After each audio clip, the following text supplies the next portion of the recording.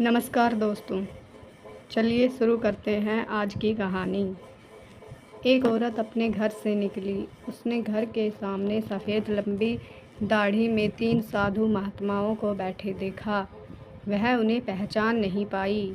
उसने कहा, मैं आप लोगों को नहीं पहचानती, बताइए क्या काम है?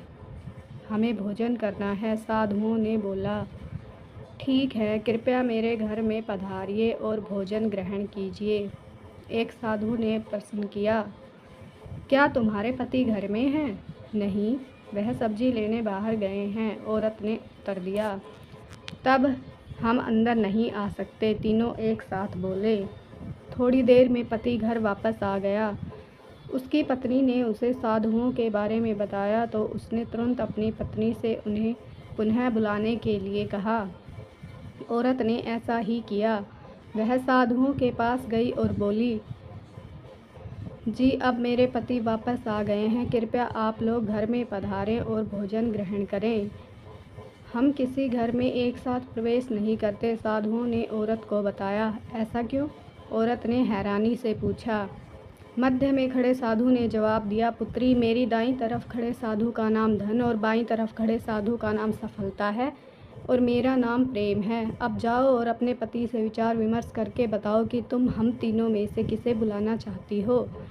औरत अंदर गई और अपने पति को सारी बात बता दी। पति बहुत खुश हो गया। पति ने कहा, चलो जल्दी से धन को बुला लेते हैं।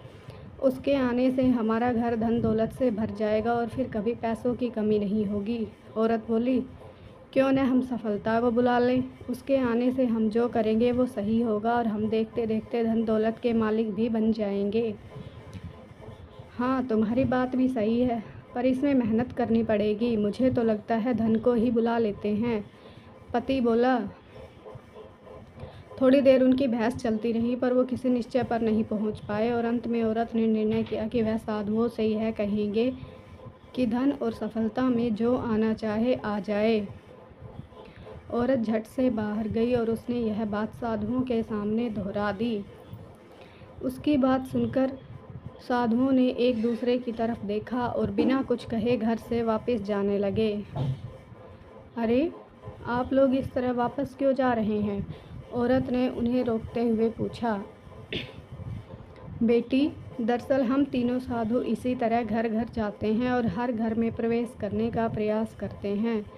जो व्यक्ति लालच में आकर धन या सफलता को बुलाता है, हम वहाँ से लौट जाते हैं, और जो अपने घर में प्रेम का वास चाहता है, उसके यहाँ बारी बारी से हम दोनों भी प्रवेश कर जाते हैं।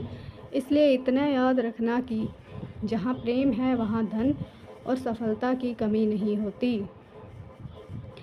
ऐसा कहकर तीनों साधु वहाँ से चले गए।